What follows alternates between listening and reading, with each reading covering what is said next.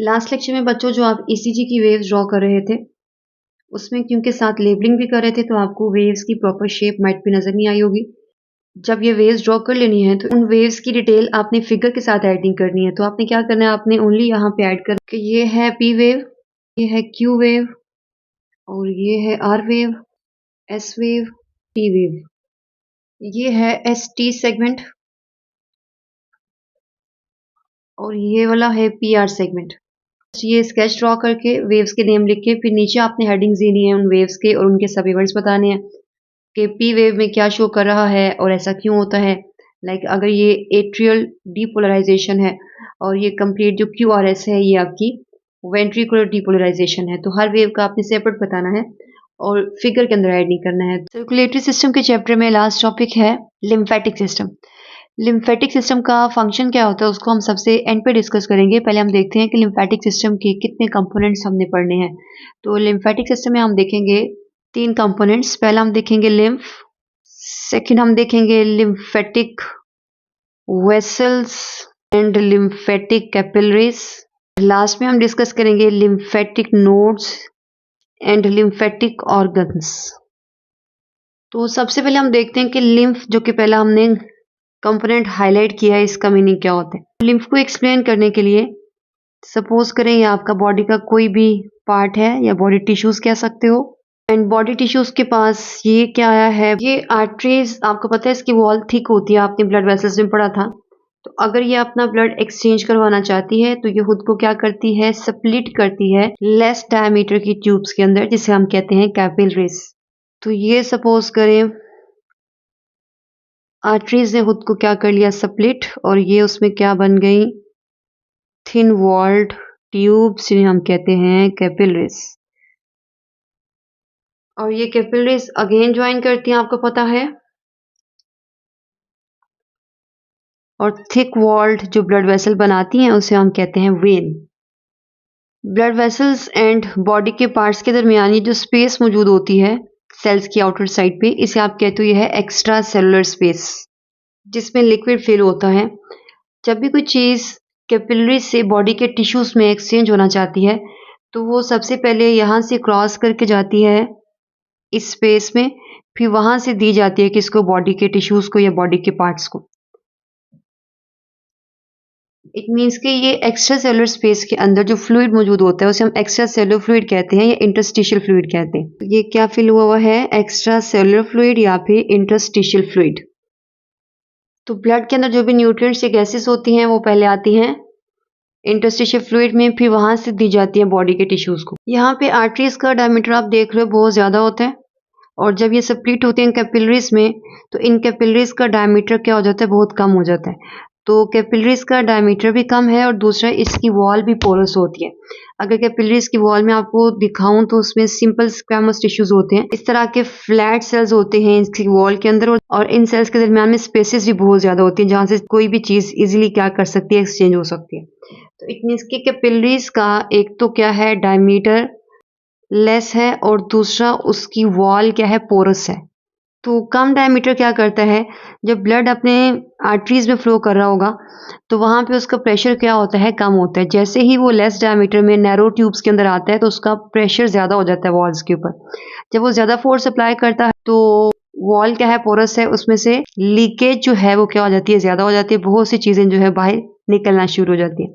अब जो चीजें लीक आउट हो रही होती है, ये बाहर निकल रही होती हैं, उसमें से ब्लड के प्लाज्मा के अंदर मौजूद हर चीज लीक हो सकती है।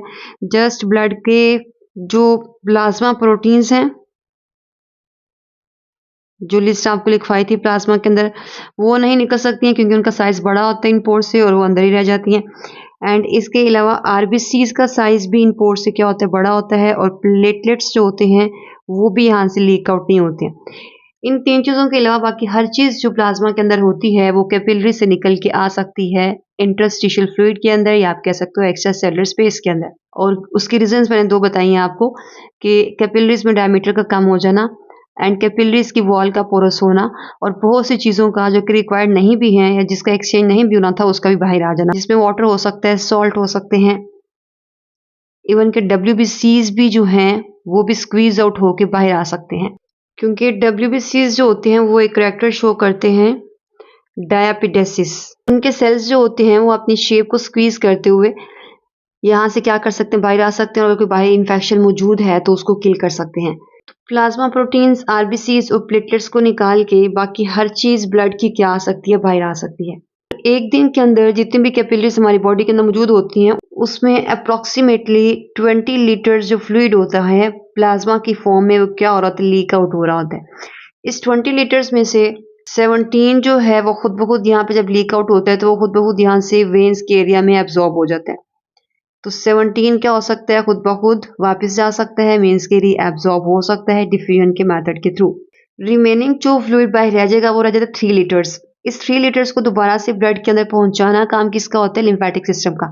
अगर लिम्फेटिक सिस्टम इसको रिटर्न नहीं करेगा वापस तो सारे जो इंपॉर्टेंट न्यूट्रिएंट्स हैं वो सेल के बाहर ही रहेंगे और बॉडी के अंदर डिस्ट्रीब्यूट नहीं हो सकते हैं।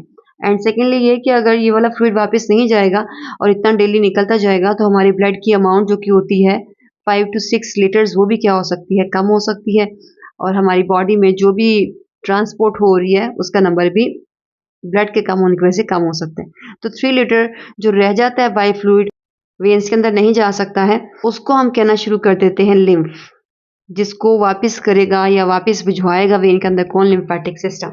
तो मैं रिपीट कर देती हूँ, लिम्फ क्या होता है। हमने बोला जब आर्टरीज किसी भी बॉडी के पार्ट्स के अंदर एक्सचेंज करने के लिए खुद को सेपरेट करवाती हैं कैपिलरीज में डायमीटर कम होने की वजह से और उसकी वॉल की पोरस होने की वजह से बहुत ज़्यादा अमाउंट में ब्लड का प्लाज्मा जो है अपने डिजोल्व सब्सटेंसेस को लेके और डब्ल्यूबीसीज को लेके लीक आउट हो जाता है और डेली बेसिस पे 20 लीटर्स जो हैं ये लीक आउट हो रहा होता है ब्लड हमारे ब्लड वेसल से, कैपिलरी से, जिसमें से 17 हमने कहा कि जब ये बाहर मौजूद होता है वेन्स की साइड पे जो कैपिलरीज का पार्ट होता है यहाँ पे क्या हो सकता है, खुद ब खुद एब्जॉर्ब हो सकता है जब ये रिटर्न हो रहा होता है। तो वेन के अंदर एब्जॉर्प्शन नहीं होती है। अगर मैं इसको हाफ में डिवाइड कर दूं कैपिलरीज को तो ये वाला रीजन बनता है वेन की साइड का और ये वाला बनता है आर्टरीज की साइड का। तो यहाँ पे एब्जॉर्ब होता है ये 17 लीटर्स। रिमेनिंग 3 लीटर्स खुद ब खुद एब्जॉर्ब नहीं हो सकता है, उसे हम लिम्फ कहना शुरू कर देते हैं या फिर इंटरस्टिशियल फ्लूइड कहना शुरू कर देते हैं। फिर इसको रिटर्न किया जाता है किसके थ्रू, लिम्फेटिक सिस्टम के थ्रू। और वो पाइप्स जो कि यहाँ से इस 3 लीटर फ्लूइड को पिक करके वेन्स के अंदर डालेगा उनके साइज की बेसिस पे मल्टीपल नेम्स हम देते हैं। लाइक ये सपोज करो फर्स्ट हमारे पास डक्ट्स हैं जो क्या कर रही हैं, यहाँ से लिम्फ को पिक कर रही हैं और ये स्मॉलर साइज की हैं, इन्हें हम कहते हैं लिम्फ कैपिलरीज। ये कंबाइन करके एक बड़ी ट्यूब बनाते हैं, पाइप बनाते हैं जिसे हम कहते हैं लिम्फेटिक डक्ट या लिम्फेटिक वेसल। फिर वो पोर करवाती हैं किसके अंदर, वेन्स के अंदर पोर करवाती हैं। ब्लड का जो पार्ट बाहर आया होता है उसको दोबारा से ब्लड वेसल्स के अंदर डाल देती हैं, ब्लड के अमाउंट को मेंटेन रखती हैं और जो भी इंपॉर्टेंट न्यूट्रिएंट्स है वो दोबारा से ब्लड के अंदर चले जाते हैं और ब्लड जो है वो सप्लाई करता है उनको पूरी बॉडी के अंदर। एक चीज़ हाईलाइट कर लें कि जब ब्लड का प्लाज्मा या ब्लड के कंपोनेंट्स यहाँ पे लीड फॉर्म में मौजूद थे तो इसे हम क्या कहते हैं, इंटरस्टिशियल फ्लूइड या एक्स्ट्रा सेलुलर फ्लूइड कहते हैं। जैसे ही वो हमारी इन लिम्फेटिक सिस्टम की कैपिलरीज में एंटर होता है और फिर वहाँ से ट्रेवल करता है लिम्फेटिक डक्ट के अंदर, तो इसके अंदर जब फ्लूइड हो जाता है एंटर तो तब हम इसको कहते हैं लिम्फ, बाहर हम इसको इंटरस्टिशियल फ्लूइड ही बोलेंगे। तो स्टूडेंट्स ये क्वेश्चन पूछते हैं कि लिम्फ कैपिलरीज एंड वेसल्स जो हैं ब्लड के लीड कंपोनेंट्स को वेन्स में क्यों डाल रही हैं, तो आपको पता है कि वेन्स अब ब्लड को लेके जाएंगी हार्ट के पास। हार्ट अब क्या करेगा, पंप करेगा पूरी बॉडी को और जो भी न्यूट्रिएंट्स थे वो सप्लाई करेगा बॉडी के हर एक पार्ट के अंदर। अगर आर्टरीज को ये दोबारा दे देती तो आर्टरीज अगेन सप्रेट होना था कैपिलरीज में और कैपिलरीज से फिर क्या हो सकता थे, कंपोनेंट्स मजीद लीक हो सकते थे। तो ये साइकिल हमारी बॉडी के अंदर पूरा दिन चलता रहता है कि जब भी आर्टरीज सप्रेट होती हैं कैपिलरीज के अंदर उसका कुछ अमाउंट जो ब्लड का होता है, जिसमें से हमने बोला प्लाज्मा प्रोटीन्स नहीं हो सकती हैं, आरबीसीज नहीं हो सकते हैं और प्लेटलेट्स नहीं हो सकते हैं। डब्ल्यूबीसीज भी डायपिडेसिस के थ्रू बाहर आ सकते हैं और यहाँ पे इंटरस्टिशियल फ्लूइड के अंदर मौजूद हो सकते हैं। 3 चीज़ों के अलावा हर चीज़ जो हमने बोला बाहर आ गई और एक दिन के अंदर अप्रॉक्सीमेटली 20 लीटर्स जो है हमारा जो ब्लड है वो लीक आउट हो रहा होता है। उसमें से 17 लीटर्स हम ये बात कर रहे थे कि वह खुद ब खुद क्या हो जाता है, वेन्स वाली साइड पे कैपिलरीज में रीएब्सॉर्ब हो जाता है। बाकी जो 3 लीटर्स है वो खुद ब खुद रीएब्सॉर्ब नहीं हो सकता है, तो उसको फिर पिक करती हैं लिम्फेटिक सिस्टम की ये स्मॉल डक्ट जिसे हम कहते हैं लिम्फ कैपिलरीज। फिर वो लेके जाती हैं लिम्फेटिक डक्ट में और फिर वो पोर करवाती हैं वेन्स पे। तो ये साइकिल चलता रहता है, वेन से हार्ट में जाएगा, हार्ट से आर्टरीज और फिर आर्टरीज से कैपिलरीज में, कैपिलरीज से जो लीकिंग होती है उसको पिक किया लिम्फेटिक कैपिलरीज हैं, लिम्फेटिक वेसल ने दोबारा से वेन के अंदर डाल दिया। इसमें ये चीज़ ऐड कर लें कि 3 लीटर्स जो हैं ये सारे का सारा रीएब्जॉर्ब नहीं होता है, लिम्फेटिक वेसल के थ्रू ब्लड में दोबारा नहीं जाता है। ओनली इसमें से 10 टू 15% ब्लड में जाएगा। रिमेनिंग 80 टू 85% जो है वो यहीं पे रहता है इस एक्स्ट्रा सेलुलर स्पेस के अंदर। यहाँ पे मौजूद स्ट्रक्चर्स को सपोर्ट करता है। जब भी कोई चीज़ ब्लड से टिश्यूज तक जानी होती है तो उसमें as a middle man work करता है। इट मीन्स कि वो चीज़ पहले इसमें डिसोल्व होती है एक्स्ट्रा सेलुलर फ्लूइड में और फिर वो जाती है बॉडी टिश्यूज के पास। ये डक्ट का कंप्लीट सिस्टम जो कि लिम्फ को दोबारा से वेन्स के अंदर डाल देता है। अगर आप इसका सीक्वेंस लिखना चाहें तो सबसे पहले पिक किया किसने, लिम्फ कैपिलरीज से। कैपिलरीज ज्वाइन होती हैं और बनाती हैं एक बड़ी ट्यूब जिसे हम कहते हैं लिम्फेटिक वेसल। पूरी बॉडी के अंदर जो लिम्फेटिक वेसल्स हैं वो ओपन होती हैं जाके 2 मेजर लिम्फेटिक डक्ट्स के अंदर, या लिम्फेटिक वेसल आप कह सकते हो। एक को हम कहते हैं राइट लिम्फेटिक वेसल और सेकंड को हम कहते हैं लेफ्ट लिम्फेटिक डक्ट या वेसल। सबसे पहले पिक किया लिम्फेटिक कैपिलरीज ने, वहां से पिक किया लिम्फेटिक वेसल ने, देन उसको पिक कर लिया right and left lymphatic duct ने। ये जो डक्ट हैं अपना लिम्फ या लिक्विड जो उसने पिक किया है सेल की आउटर साइड से, एक्स्ट्रा सेलुलर स्पेस से, उसको पोर करवा देती हैं कहाँ पे, एक वेन के अंदर जो कि है क्लेविकल के पास, उसे हम कहते हैं सब क्लेवियन वेन। सबसे एंड पे ये वाली जो वेन है ये देती है लिम्फ किसको, सुपीरियर वेना केवा को। और सुपीरियर वेना केवा आपको पता है पोर करवाएगी कौन से वाले एट्रियम में, राइट एट्रियम में। तो ये हमने सीक्वेंस लिखा है कि जो ब्लड यहाँ से लीक आउट हुआ था वो कहाँ कहाँ से गुजर के दोबारा से ब्लड में एंटर होता है और हार्ट के पास जाता है। Right and left lymphatic duct आपको फिगर में नजर आ रही होगी। जो ब्लू कलर में पार्ट है ये राइट लिम्फेटिक डक्ट का एरिया। इट मीन्स कि यहाँ से सारा जो लिम्फ है वो कलेक्ट करके इस डक्ट में पोर किया जाएगा। और जो आपको नजर आ रही है ग्रीन कलर में सारा पार्ट, यहाँ से जो फ्लूइड आता है, हम लिम्फ की बात करें, उसको डाला जाएगा लेफ्ट लिम्फेटिक डक्ट के अंदर। तो ज्यादा पोर्शन से कलेक्ट कर रही है लेफ्ट लिम्फेटिक डक्ट और बहुत कम पोर्शन से लिम्फ को कलेक्ट कर रही है राइट लिम्फेटिक डक्ट। ये दोनों पिक करती हैं और उसको डाल देती हैं लिम्फ को कहाँ पे, सब क्लेवियन वेन्स के अंदर। सब क्लेवियन वेन से फिर जाएगा सुपीरियर वेना केवा में और वहां से राइट एट्रियम के अंदर भिजवा दिया जाता है। यहाँ पे मल्टीपल टाइप के आपको क्वेश्चंस आ सकते हैं कि ये जो लिम्फेटिक वेसल्स होती हैं यहाँ पे तो इनके साथ कोई हार्ट मौजूद नहीं होता है, तो यहाँ पे ब्लड का फ्लो कौन मेंटेन करता है। तो अगर ये मेरे पास मौजूद है लिम्फेटिक वेसल और ये उसमें क्या मौजूद होते हैं, वॉल्व, और बहुत ज्यादा अमाउंट में वॉल्व होते हैं सो डेट जो लिम्फ है वो बैकवर्ड फ्लो ना कर सके।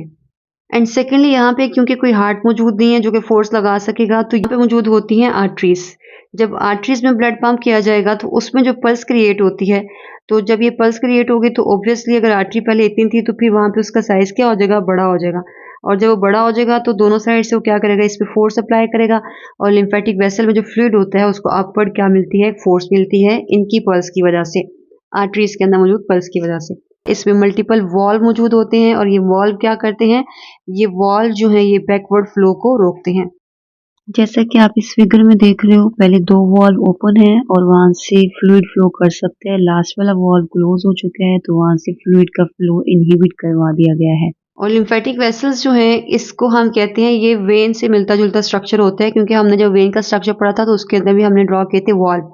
और लिम्फेटिक वेसल्स जो हैं ये इस तरह की हमें बीटेड नजर आती हैं क्योंकि इसमें बहुत ज्यादा अमाउंट में क्या मौजूद है, वॉल्व। तो स्ट्रक्चर इसका क्या होता है, बीटेड। किसकी वजह से, जहां जहां पे ये मौजूद हैं valve. Third and last component जो लिम्फेटिक सिस्टम का है वो है lymphatic nodes and lymphatic organs. क्या होते हैं, अगर ये मैं आपको ड्रॉ करवा दूं लिम्फेटिक वेसल, तो इसमें कहीं कहीं पे हमें इस तरह के सोलर पार्ट्स जो नजर आते हैं जिसमें बेसिकली क्लस्टर्स मौजूद होते हैं लिम्फेटिक वेसल्स के ही।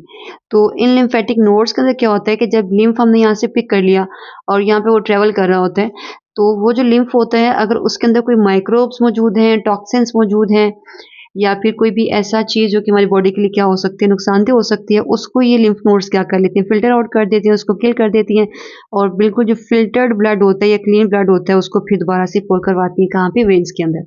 ये बच्चों याद कर लीजिएगा कि टोटल हमारी बॉडी में कितनी लिम्फ नोड्स होती हैं, जो कि मिनिमम 400 और मैक्सिमम 450 है। और इस अमाउंट में से कितनी हेड और नेक में है, कितनी आर्म्स के रीजन में है, लेग में, थोरैक्स में और एब्डोमेन में कितनी होती हैं।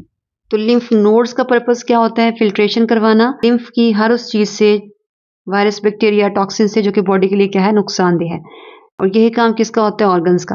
लिम्फेटिक ऑर्गन्स की दो टाइप्स होती हैं, एक होती है प्राइमरी और एक होती है सेकेंडरी।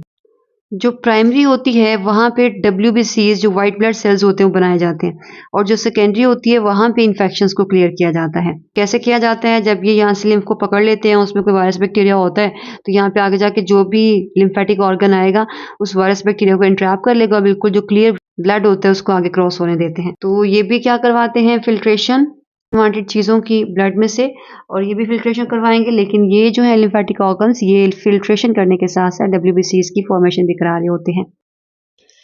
ये बच्चों primary and secondary lymphoid organs की लिस्ट है, ये आपको ऑब्जेक्टिव में आ सकती है, इसको याद कर लीजिएगा।